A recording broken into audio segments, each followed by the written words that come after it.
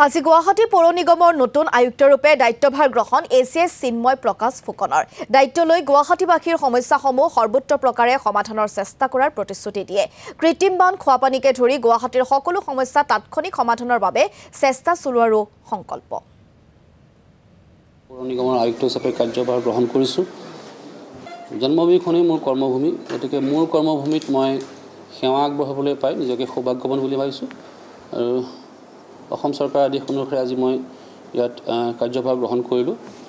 অনাগত দিনত আমাৰ চৰকাৰৰ যিসমূহ নীতি নিৰ্দেশনাৱলী আছে, গুৱাহাটী পৌৰ নিগম আইন আছে, আৰু আমাৰ নিৰ্বাচিত যিসকল সন্মানীয় প্ৰতিনিধি আছে, সন্মানীয় মেয়ৰ ডাঙৰীয়া আৰু সন্মানীয় পাৰিষদসকল সকলোৰে লগত আলোচনা কৰি পৰামৰ্শ লৈ আমাৰ সমূহ গুৱাহাটীবাসী সন্মানীয় নাগৰিকৰ শুভেচ্ছা আশীষক মূলধন হিচাপে লৈ মই আপোনালোকৰ মাজৰে এজন হৈ গুৱাহাটীবাসীক সেৱা কৰিবলৈ আপোনাক ইতিমধ্যে কৈছোঁৱেই যে গুৱাহাটীৰ যিখিনি আমাৰ চেলেঞ্জ আছে সেইখিনি দূৰ কৰিবলৈ অকল এটা এজেঞ্চি নহয়, ইয়াত বিভিন্ন এজেঞ্চি আছে, সকলোৰে সমন্বয়ৰ সকলোৱে কোঅৰ্ডিনেটেড এফৰ্টছতহে এইটো সম্ভৱ হয় বুলি মই ভাবোঁ।